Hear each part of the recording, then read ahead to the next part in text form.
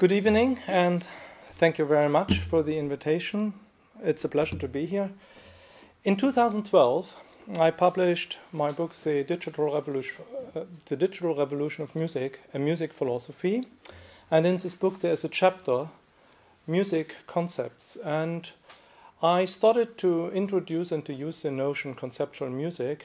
And then I looked for literature, and I could not find any book, and I could not find any article. I could not find any entry in a music dictionary. And I could even not Google conceptual music. And so the notion conceptual music was not present, but there was almost 50 years conceptual art. And in the next years, I started to develop a theory of conceptualism. And I want to present to you today this research. And the course of my lecture has 2 points. So the basic idea is always, if you start to develop a theory of conceptual music, the best way to start it is to start with conceptual art. So the first part of my lecture is an inquiry in conceptual art, and I try to develop a model of conceptual art, and then in the second part, I want to transfer this model to the realm of music. And the general goal is, of course, to develop a theory of conceptualism. Just a preliminary note. Art philosophy should not try to write art history, but rather use the well-established canon of conceptual art. And the second note is, it's probably not very wise to invent a theory of conceptual art from scratch. It is more promising, I think, to work with the self-descriptions of conceptual artists. And in this respect, I will use both canonical pieces of conceptual art as well as canonical definitions of conceptual art as material for my theory building. Here you can see some of the canonical conceptual art pieces which you can find in all profound books, like in Tony Godfrey's book with the title Conceptual Art, Fountain, Fat Chair, 1 and 3 chairs. And you see it's a very heterogeneous selection of examples. And that is a criteria in a way for a good theory. A workable and fully functional theory of conceptual art should be able to integrate almost all of these examples and canonical pieces. The next step are 4 definitions of or characterization of conceptual art which have been provided by conceptual artists. And the first statement here is by Duchamp about his ready-mades. He writes, "The choice of these ready-mades was never dictated by aesthetic delectation. The choice was based on a reaction of visual indifference, with at the same time a total absence of good or bad taste, in fact, a complete anesthesia." Ready-mades have been made in the 1920s by Duchamp, and they became in the 1960s a great inspirational resource for conceptual artists. And today, the ready-mades are seen as primary conceptual art pieces.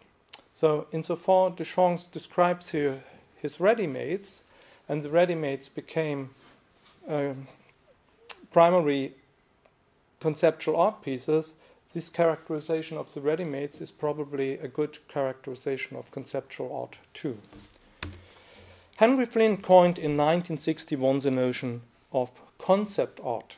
Concept art is first of all an art of which the material is concepts, as the material of, for instance, music is sound. Since concepts are closely bound up with language, concept art is a kind of art of which the material is language. The meaning of the word concept has a very wide range in English. It could mean an idea, a thought, a conception, or a notion. And in this case, I think that Flint has had in mind that concept art works with notions, with mit Begriffen, because he explains that the concept art uses language as material. This narrow definition of concept art was only partially successful and has been replaced in the 1960s by the terminus conceptual art. The idea of conceptual art became very well established with the so-called paragraphs on conceptual art by Sir Leavitt from 1967. Here you can read the probably most famous definition of conceptual art. In conceptual art, the idea or concept is the most important aspect of the work. When an artist uses a conceptual form of art, it means that all of the planning and decisions are made beforehand and the execution is a perfunctory affair. The idea becomes a machine that makes the art. And finally, there's a definition of art by the conceptual artist, Joseph Kosuth, who developed the most purified version of conceptual art, which is sometimes called analytical conceptual art. Works of art are analytic propositions. That is, they provide no information whatsoever about any matter of fact. A work of art is a tautology in that it is a presentation of the artist's intention. That is, he is saying that that particular work of art is art, which means is a definition of art. We can extract at least 4 characteristics of conceptual art by the quotes of Duchamp, Flint, Leavitt, and Kosuth. Conceptual art is anesthetic, conceptual art is verbal, it is determinate, and it is analytic. But if we bring together these four definitions of conceptual art with the 9 canonical examples of conceptual art here, we will immediately notice that none of the definitions will work for all of the examples at once. One can always find one counterexample for every one of those 4 characteristics. For instance, the blue painting of Yves Klein is a highly aesthetic work, but not an anesthetic work. What can be said is that the definition for concept art or conceptual art describes only one aspect of conceptual art, but not conceptual art as such. Rathermore, the artists describe and legitimize their own special version of conceptual art, instead to define conceptualism as a distinct genre of the arts. Therefore, it is still an open question, what do we mean if we talk about conceptual art? And that is really a philosophical question. Is there any underlying structure? Is there any common ground to distinguish conceptual art from non-conceptual art? Here's my idea. I would like to present to you. The general principle of conceptualism is an isomorphism between concept and percept. What does it mean? First, the concept is a verbal instruction which prescribes how to produce and how to perceive a work of art. The concept sometimes rings to the title of the work, sometimes it is hidden in an artist's aesthetics, and sometimes it's a blueprint or an outline of a work. Secondly, the percept is the sensory impression which is triggered in the recipient by the perceived artwork. And thirdly, an isomorphism is a one-to-one relationship between 2 entities, or, in other words, it's a mapping that preserves the structure of the mapped entities. What makes conceptual art unique is this specific kind of mapping between language and perception. On the one hand, the verbal instruction determines what one will perceive in an artwork. On the other hand, the perception of the artwork allows the recipient to recognize the concept on which the work is based. One example, the erased drawing from de Kooning. The concept says that one will see an erased drawing, and by looking at the erased drawing, you have a visual representation of exactly that concept. Our hypothesis is that conceptual art is defined by that isomorphism principle. What should such a basic principle be able to do? It should be able to include such different, diverse, and heterogeneous examples like here in on this slide. And the isomorphism principle should be, on the other side, highly selective. It should exclude most of the art and draw a sharp distinction between conceptual art and non-conceptual art. Today it became very common to call almost all art conceptual art, but then the category of conceptual art becomes in a way useless. Here you can see the borderline, how it would be drawn by our isomorphism principle. As you can see, the line cuts through the work of single artists like Beuys, Malevich and Levitt. And the right upper corner you can see an artwork by Ai Weiwei, one of the most famous conceptual artists, which drops out of our definition of conceptual art. Let's first examine the 4 borderline cases here. Borderline cases are very instructive because here you can test how the theory will work. Here you can see 2 different versions of Levitt's incomplete open cubes. On the left side there is the original work, and you see all the 122 incomplete open cubes on a pedestal. The work is in perfect illustration of Levitt's famous sentence, "The idea becomes a machine that makes the art." The idea is to present all possible open cubes, and then the idea will come exactly to this number of 122 open cubes with a predetermined shape and form. What makes that work to a primary example of conceptual art is that the concept of the work is entirely represented by the presentation of all the 122 open cubes on this pedestal. So the isomorphism between concept and percept is here in place. On the right side we have a very different situation. We see some single open cubes exhibited in the New York Park, which now appears like sculptures of minimal art.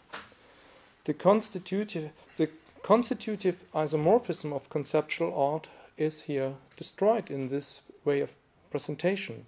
The percept of some open cubes in a landscape is not visible. Is not visible as a presentation of the concept incomplete open cubes. Malevich's Black Square is very often mentioned as a precursor of conceptual art. But actually it's the most famous work of suprematism. Suprematism is based on a concept like all isms are based on concept. So, for instance, Cubism is based on a concept how to organize the aesthetic material that you have Cubist paintings, this Cubist image. And in this case, the concept is a quasi-religious aesthetic which is looking for a supreme experience in the free arrangement of colorful geometrical forms like a triangle, the rectangle, the line, and a square. And the painting dynamic suprematism is a beautiful example for that idea. The black square on the other side is a borderline case. It's a borderline case of the suprematist idea. It's a case if you reduce all possible forms and colors to only one form and to only one color, namely a black square. Usually, suprematist paintings do not belong to the conceptual art. But in the special case of the black square, the isomorphism principle starts to work. The title tells you on the one hand that you will perceive a black square, and what you perceive is on the other hand a black square. The concept defines the percept, and the percept makes the concept visible. Let's examine another borderline case, the fat chair from Joseph Beuys, which is considered as another canonical example of conceptual art. The whole oeuvre of Beuys is based on a private mythology, which charges materials like fat, honey, and felt with special spiritual or metaphysical meaning. On the left side, you see his work, The Pack, with the van, sledges, flashlights, fat, and felt. The work is quite complex and can be interpreted in very different ways. It could symbolize an escape from an alienated civilization back to nature, or it could be seen as an internal conflict between technique and nature, or both. In any case, there is a powerful concept which informs the perception of the work. But the percept of the artwork is so sophisticated and is so meaningful that it is more than a pure representation of boys' private or personal aesthetics. The isomorphism between concept and percept is in this work suspended. In contrary, the Thatcher is a borderline case in which the number of meaning-laden materials is reduced to exactly one. Moreover, this simplicity of the work leads to an isomorphic relation of concept and percept. The Thatcher becomes an example of conceptual art independently whether one believes in the symbolic meaning of fat. If one does not believe in the symbolic meaning of fat, then there is a one-to-one relation between the title and the work. The title calls the work Fat Chair, and what you see is a chair which is filled with fat. However, if one believes in the symbolic meaning of fat, like boys suggest, then the fat chair will become a condensed expression of boys' private mythology. Marcel Duchamp's fountain is a ready-made which became later a textbook example of conceptual art. The concept is, roughly speaking, the statement, this urinal is an artwork. And the percept is a urinal one can see in an exhibition space as an artwork. Once again, the underlying structure is an isomorphism between the concept and the percept. And that is even true if one takes the piece as an obscene joke Duchamp probably has had in mind. In addition, let's compare now this prime example of conceptualism with the work of Ai Weiwei, dropping a Han Dynasty urn. First of all, this photographic work is a ready-made comment. The artist doesn't exhibit an object of use, but drops it into pieces. Most importantly, the work is a reenactment of the Chinese Cultural Revolution by deliberately destroying a piece of cultural inheritance. This reference is supported by the aesthetic decision to use black and white photography. And finally, the work is a provocation of the official cultural policy of the Communist Party in China, which nowadays affirms the great history of China because of its new imperialist attitude. There are many possible interpretations and a lot aesthetic decision in this highly sophisticated work, which are not predetermined by the concept dropping a Han Dynasty urn. With this work, the conceptual artist Ai Weiwei transcends the genre of conceptual art. Though the first test of our model of conceptual art was concerned with the question how exclusive the isomorphism principle is, and the second test is concerned with the inclusive power of that model.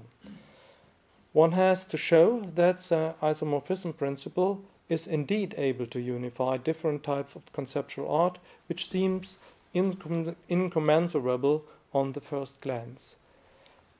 At least the model should provide a theoretical explanation why all this different artwork in the red ellipse of conceptualism of canonicized conceptual artwork. At least the model should provide a theoretical explanation why all this different artwork in the red ellipse have been canonized as conceptual art over the years. Here you can see such a pair of conceptual artwork which do not seem to fit together. On the left side is the erased de Kooning drawing by Rauschenberg, which is a pure example of an anesthetic, dematerialized artwork. On the right side there is one of many blue monochromes of Yves Klein, which maximize the aesthetic attraction of color. Klein named the blue color International Klein Blue and attributed the color a special metaphysic quality. Nevertheless, both of the paintings own the structural feature of an isomorphism of concept and percept. The concept defines what you see, and you perceive a sensual representation of the concept. Joseph Corsout's 1 and 3 chairs belongs to a whole series 1 and 3. The idea of the piece is that the meaning of one chair is constituted by 3 different dimensions of representation, by the perception of the physical object, by its photographic representation, and by verbal definitions like one can find in a dictionary entry. This type of conceptual artwork is sometimes called analytical conceptual art. In this case, the artwork analyzes the meaning construction of objects in general and not of a particular object like a chair. The assumption of the 1 and 3 series is that one can replace the chair by a lamp, a hammer, a shovel, or any other item. Meaning, it doesn't matter which specific object is used in this work. Corsout's 1 and 3 series analyzes, in other words, the grammar of our world. In contrary, the fair chair of Beuys is not an analysis of meaning, but rather a synthesis of meaning. Beuys combines an everyday object like a chair with the material of fat, which has, in his private, artistic cosmos, a spiritual meaning. The fair chair creates insofar a new metaphysical meaning. Nevertheless, the isomorphism of concept and percept is the underlying structure of both analytical and synthetical conceptual art. Henry Flint said in the quotation I have read to you, "Concept art is a kind of art of which the material is language." Of course, this definition doesn't fit for most of the canonical conceptual art. It characterizes only a special movement in the field on conceptual art, and one could call it conceptual poster art. Here you see an example, I think a very good example, from Lawrence Weiner's lettering Learn to Read Art. It is indeed a quintessence of conceptual art that one has to read in order to understand contemporary art.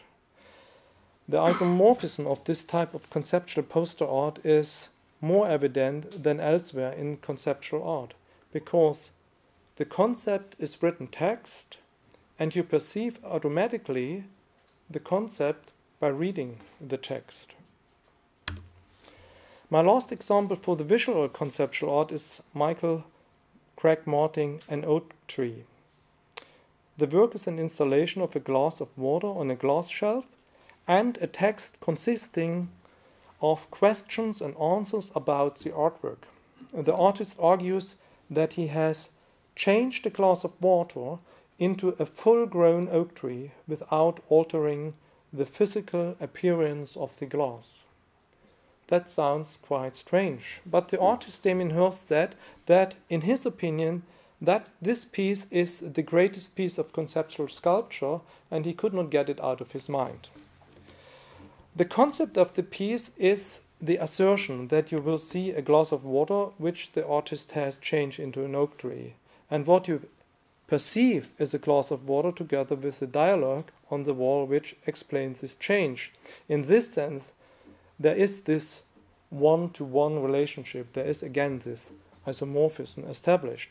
And here's an explanation why Damien Hirst could be right with his euphoric remark about Creag-Martin's oak tree. The work is, in my opinion, an outstanding conceptual artwork because it thematizes the isomorphism by itself And that is the basic principle, in my opinion, of conceptual art.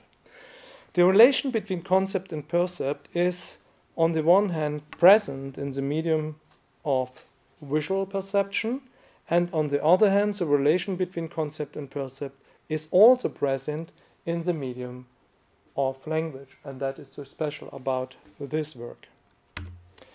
So much for the theory of conceptualism in the visual arts.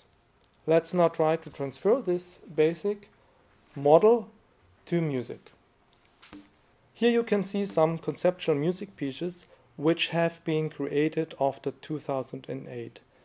That is only 3 years after YouTube went online in 2005. All these pieces of conceptual music are a byproduct of the digital revolution. They are composed with samples. The composers used compositional software. And most importantly, all these pieces have been premiered as an audio stream or as a video on the internet. Insofar, I call these pieces digital conceptual music. The digital revolution is the key word to understand why the notion and the whole genre of conceptual music didn't exist until recently. Only in the digital age, and that is my main argument, there is a storage and a distribution medium for conceptual music available. Conceptual music, which uses visual and verbal information and rejects the dimension of sound, could not enter the new music system of the 20th century, which stored music on records and tapes and broadcasted music on the radio. I want to play now for you some of these 4 pieces. I prepared short clips that you have an impression how the pieces sound.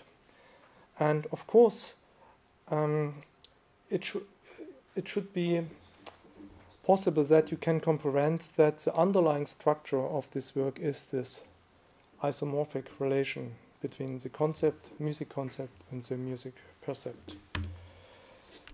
In charts music, Johannes Kreidler sets the charts of the stock market into music after the financial crisis 2008.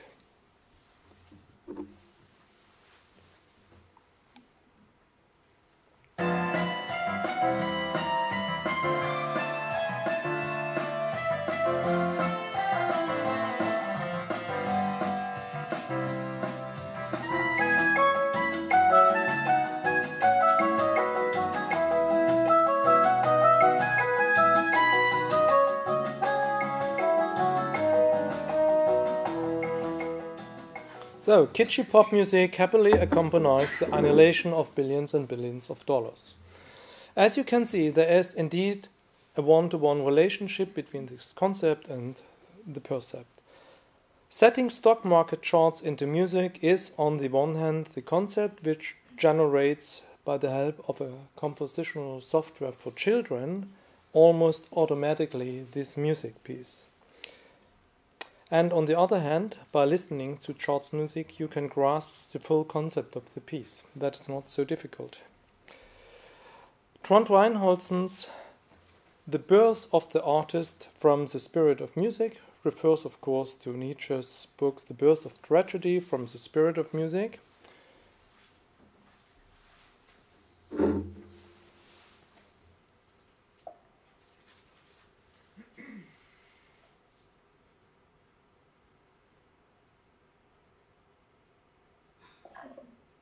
This piece keeps its promise and shows actually the birth of an artist.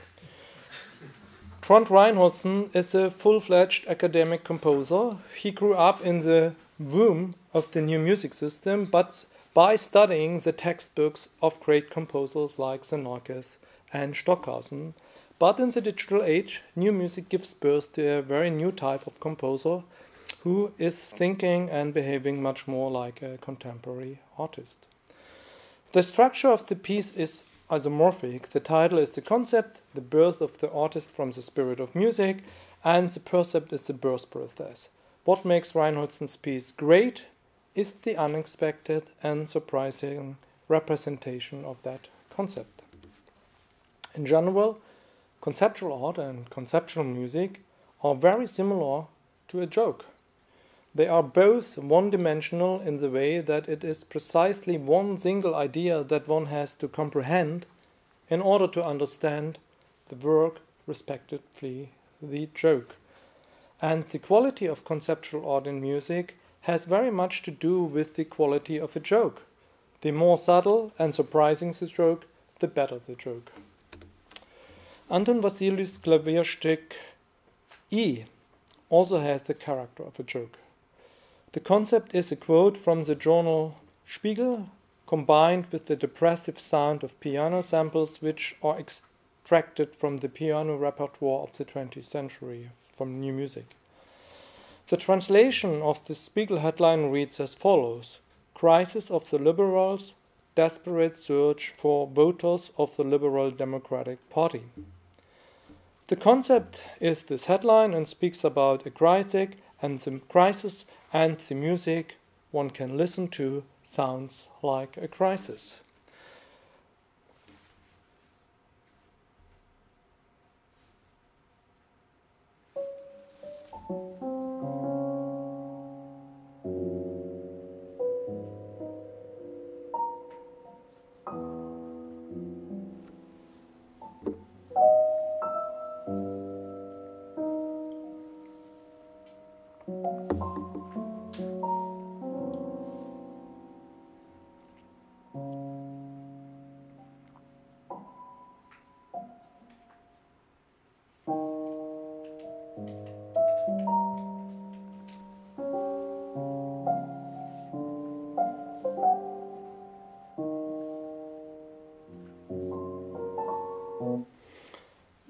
Once more, a piece in which a one-to-one relationship between concept and perspective manifests itself.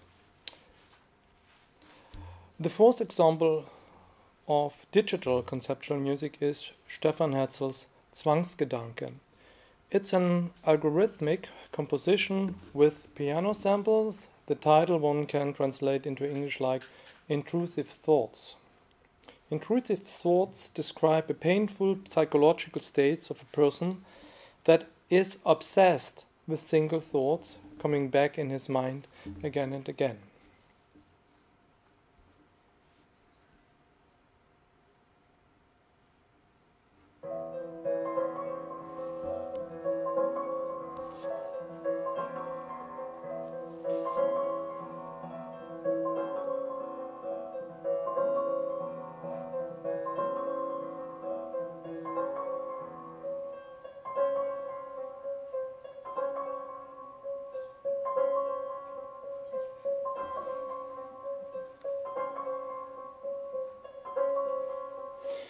The music has a compulsive repetition pattern, and this pattern can be recognized as a clear representation of intrusive thoughts.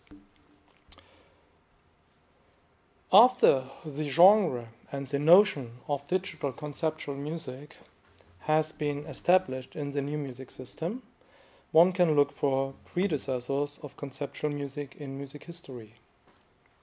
In fact, one can find a lot of examples which meet the condition of the isomorphism principle in a pre-digital age.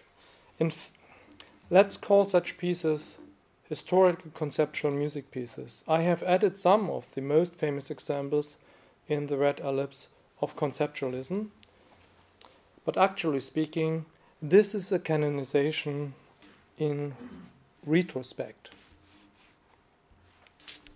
In the 1960s and the 1970s, when most of these pieces have been made, they have been categorized under very different musical movements, and they have had very different names like fluxus, intuitive music, process music, or minimal music. The pieces we reconstruct as historical conceptual music today hasn't been composed as conceptual music, they were not received as conceptual music, and they were not understood as conceptual music at that time.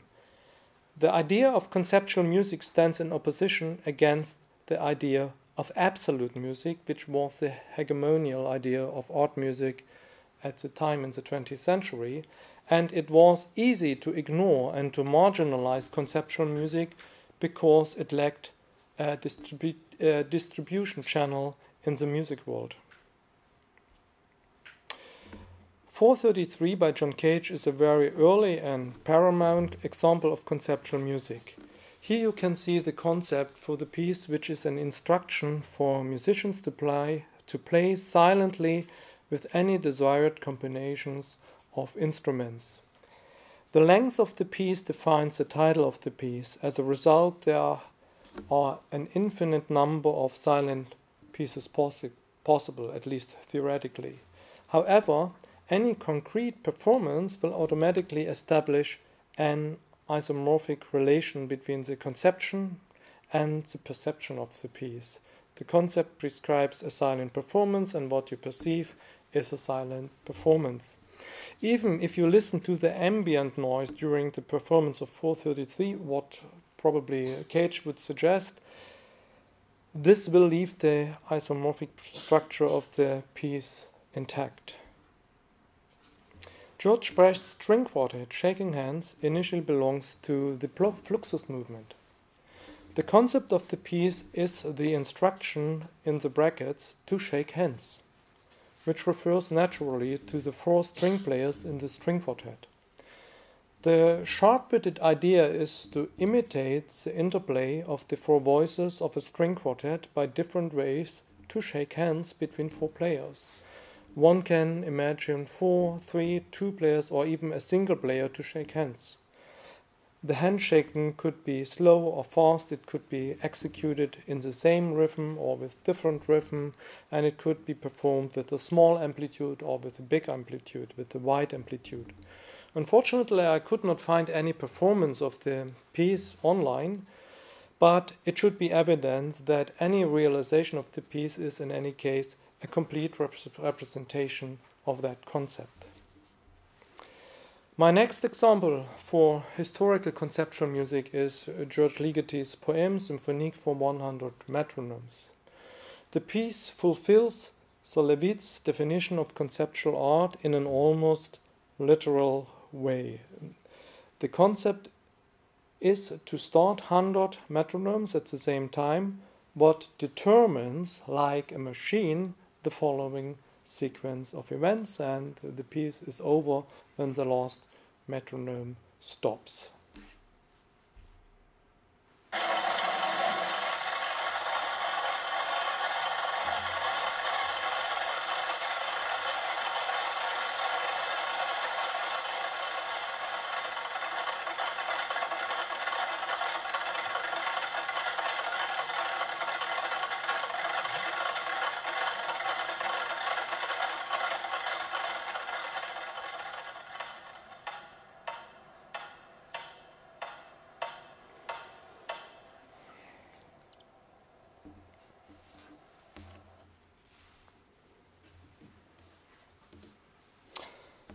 The concept of Ligety's piece defines an algorithm, and the algorithm defines the acoustic process.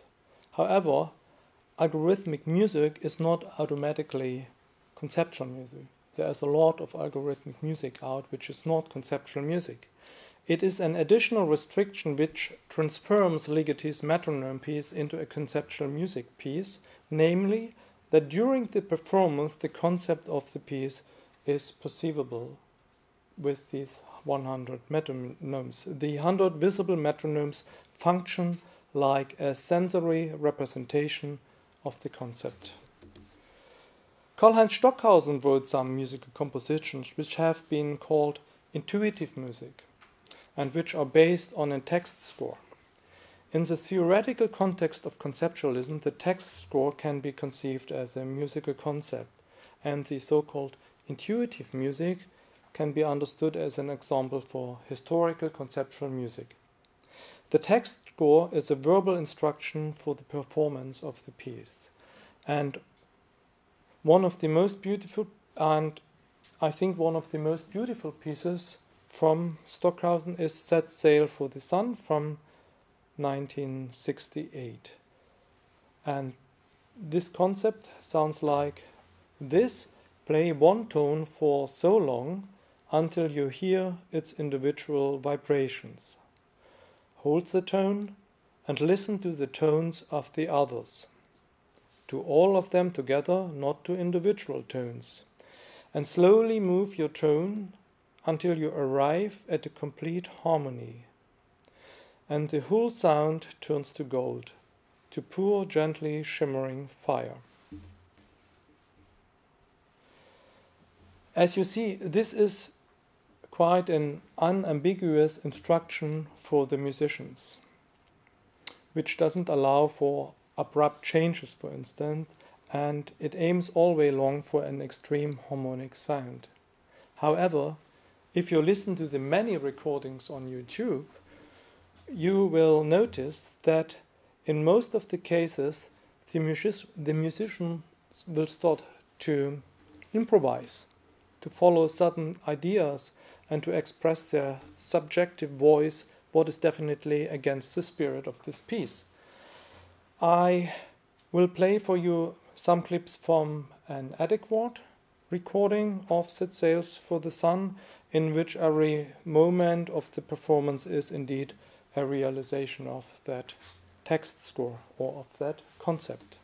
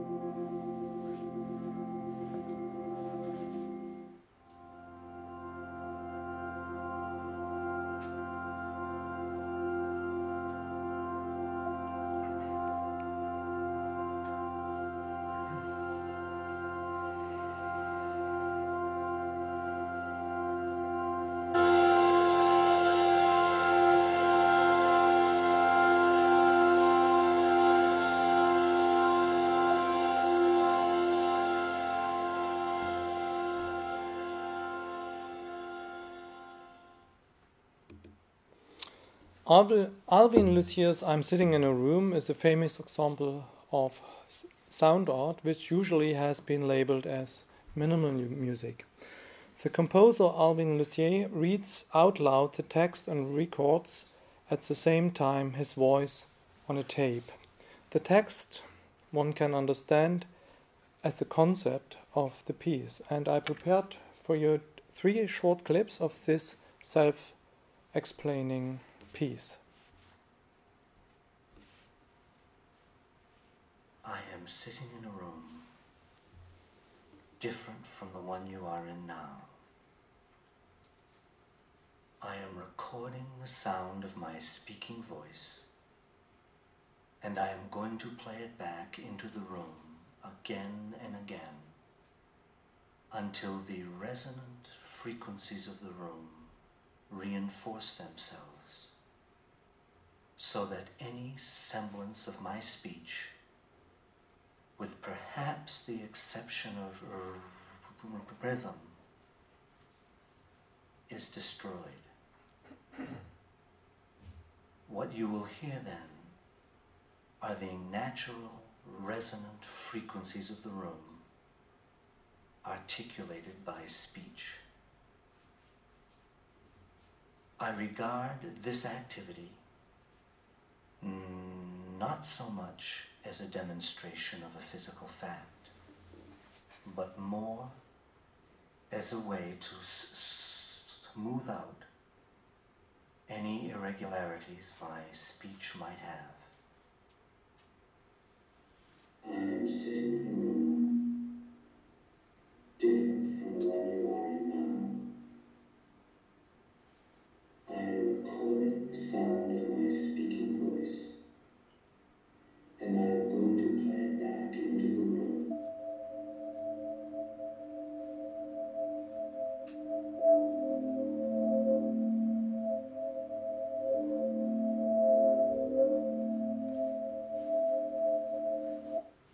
So you have heard the first, the seventh, and the last recording of Lucier's piece.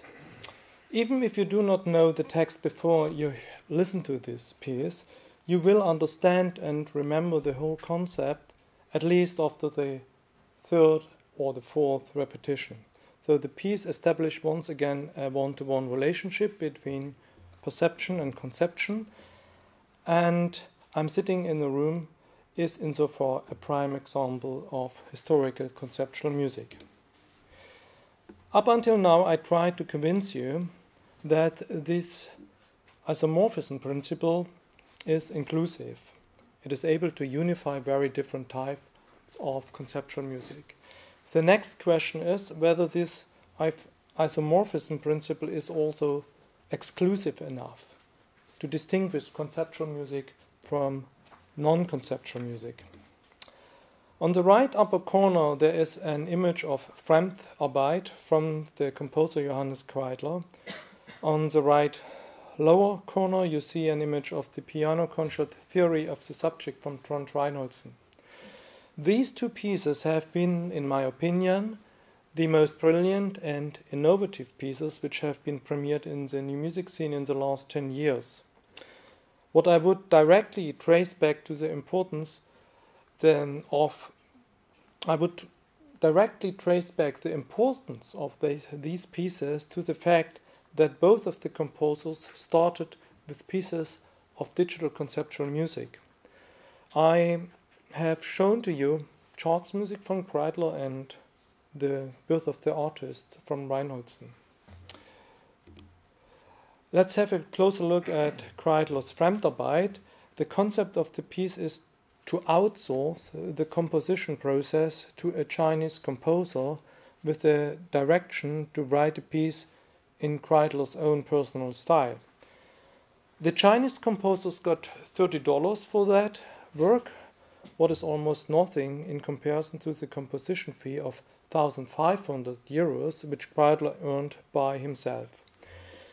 During the performance of the Kreidler simulation, Kreidler plays the master of ceremonies, like you see here, on the stage and explains the audience the origin story of the piece and presents early ensemble versions which have been improved, if you want, step by step by Kreidler's feedback to the Chinese composer. Just listen to the And I've sent Chang several pieces of mine and asked him if he could write a new piece of music which sounds like my music for this given instrumentation.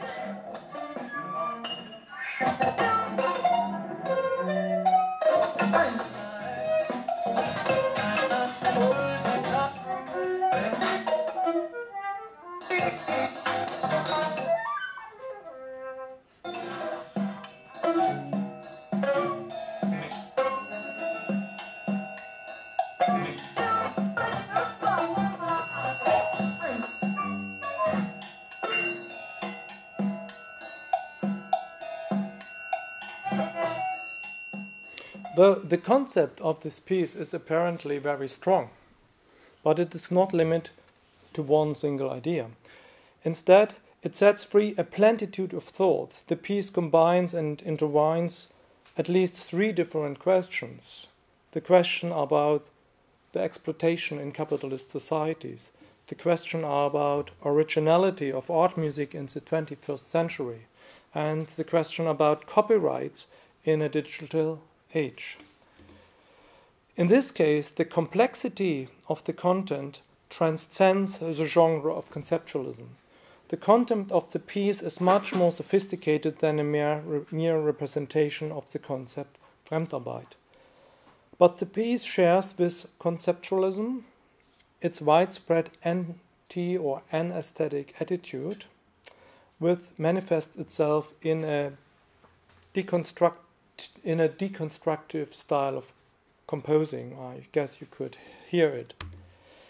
Trond Reinholdsen's piano concert Theory of the Subject also works with very sophisticated content. It's a piece about postmodernity as such, and overcomes conceptualism in this way too. But in contrary to Kreidler's piece, it unfolds a rich aesthetic experience by using all compositional techniques of classical music, of pop music, and of new music, and in an affirmative way. Nevertheless, strategies of conceptualism are embedded in Reinholdson's piano concert at any time. The whole concert starts even with a conceptual music prelude. You are listening to the music, and simultaneously you are reading an instruction on the screen how the audience should understand the music which is played by the symphony orchestra.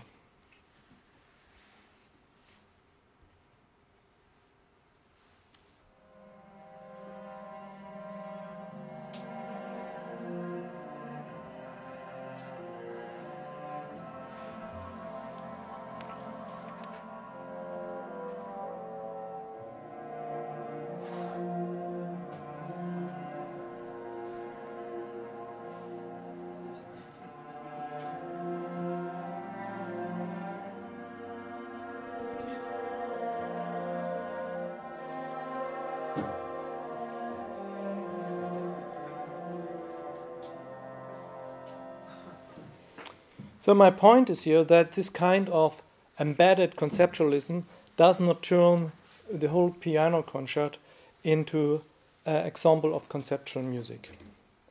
There are two ways to break up the isomorphism between concept and percept. First, the piece can generate content which is not predetermined by the concept. That's the main characteristics of the pieces of Kreidler and of Reinholdson on the right side of the ellipse. Or secondly, the piece can generate an aesthetic experience without a defined reference to the concept. And that's the main characteristic of the pieces from Luc Ferrari and Steve Reich on the left side here. The concept of Luc Ferrari's Presbyterian number 1 is, roughly speaking, to compose a piece with the material of several hours of tape recordings in a Croatian fishing village. Although the title of the 21-minute-long piece translates like almost nothing, there's much more than almost nothing to hear. The plenitude of acoustic micro-events breaks up the isomorphism between the concept and the percept. You experience an acoustic story which is full of small incidents and episodes which were neither foreseeable by the composer nor predetermined by the artistic concept.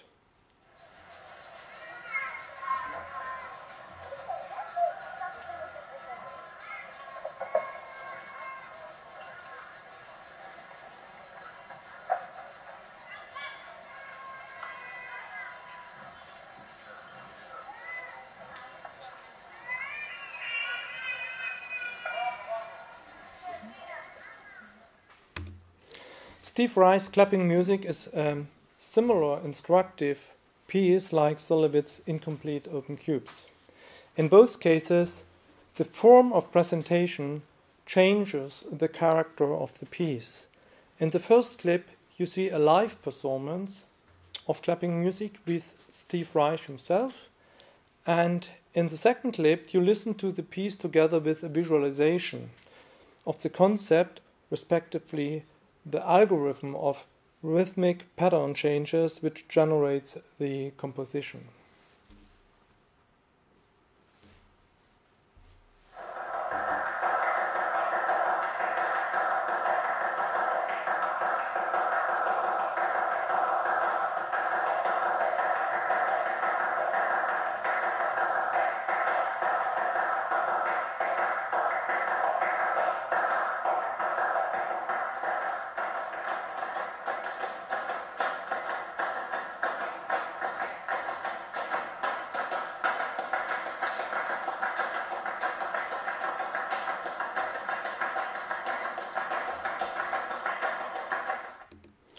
So, in the first presentation format, clapping music appears to be an example of minimal music, and in the second presentation format, clapping music transforms into an example of conceptual music, because the additional visualization on YouTube creates a new layer of perception in which the concept of the piece becomes visible now.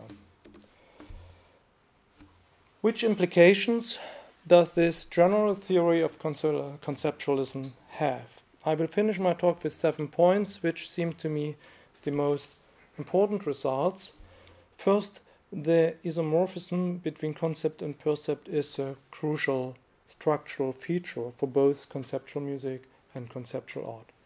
Second, it is nevertheless possible to distinguish between conceptual music pieces and conceptual art by their different contexts of reference. Conceptual art refers to the visual arts and works with color, drawings, sculpture, or with the exhibition space, and conceptual music instead refers to musical genres, to musical instruments, and works with musical parameters like with melodies, rhythms, and sound. Thirdly, the one-to-one relationship between concept and percept limits conceptual artworks on both sides. Concepts have to be simple and not complex. Henceforward, the content of the pieces the content of the piece has to have the format of a single idea, an aphorism, or a joke. On the other side, the percepts also need to have a more or less uniform appearance. It is, of course, possible to work with strong aesthetic stimuli, but then the stimulus has to be monochrome, like a blue painting from Yves Klein, or monotonous, like Set Sail for the Sun from Karl-Heinz Stockhausen. Fourth, conceptual art and conceptual music lack any strong medium specificity. That is to say, artists and composers do not need any special talent or craftsmanship for the aesthetic design of the work. First and foremost, they need to have surprising ideas. Fifth, the most striking advantage of conceptualism is conciseness and symbolic pregnance of the work. Conceptual art and music have the appearance of an event, like the lightning and the thunder in a thunderstorm. If you understand the piece of conceptual art, you understand the work instantaneously. That is, by the way, an immediate consequence of the isomorphic structure of the work. You have to get right just a single relationship, namely the one-to-one relationship between the concept and the percept. It's no wonder that the advertising industry took over some strategies from conceptualism because of this structure and simplicity. Sixth, the most striking disadvantage of conceptualism is that it is not able to work out large-size pieces like an opera. The only way to create large pieces in the style of conceptualism is to build a sequence of many different conceptual pieces and to present the result as a review without storyline. And seventh, and that's my last point, it is unnecessary to interpret a conceptual artwork, just like it is unnecessary to interpret a joke after you laughed about it. Thank you very much.